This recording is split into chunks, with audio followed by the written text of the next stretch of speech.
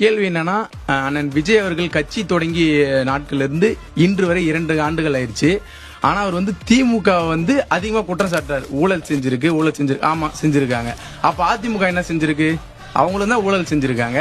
பல ஆண்டுகள் ஜெயலலிதா அமைச்சரவையில் இருந்த செங்கோட்டையன் அவர்கள் ஜெயலலிதாவே உயர்நீதிமன்றத்தால் ஊழல் குற்றச்சாட்டில் சிறைக்கு அவங்க இறந்துட்டாங்க, எல்லாம் சிறைக்கு போயிருக்க வேண்டியவங்க. அவங்களுடைய அமைச்சரவையில் இருந்த செங்கோட்டையன் அவர்கள் உங்க கட்சிக்கு வந்தவொடனே புனிதராயிட்டு உங்க பதாகையில ஒரு ஜெயலலிதா அம்மையார் புகைப்படுத்தி வச்சுக்கிறீங்க. முதல்ல 5 பேர்னு சொல்லிட்டு கொள்கை தலைவர் சொன்னீங்க. அதன் பிறகு அண்ணாவை எடுத்துட்டு வந்தீங்க, எம்ஜிஆர் எடுத்துட்டு வந்தீங்க, அப்புறம் ஜெயலலிதா எடுத்துட்டு வந்தீங்க, அம்மையார் ஜெயலலிதா எடுத்துட்டு வந்துட்டீங்க. அடுத்து திமுகவில் இருந்து யாராவது ஒருவர் வந்தால் ஐயா கருணாநிதி படத்தையும் பின்னாடி போட்டுப்பீங்க, இல்ல பாஜக ஒருவர் வந்தால் சாவர்கர் படத்தையும் பின்னாடி போட்டுப்பீங்களான்றது என்னோட கேள்வி. முதல்ல கோட்ஸே கூட போட்டுக்கலாம், வாய்ப்பு இருக்கு. ஏன்னா கொள்கை தெளிவில்லாத ஒரு அப்படிதான் இருக்கும். என்னோட கேள்வி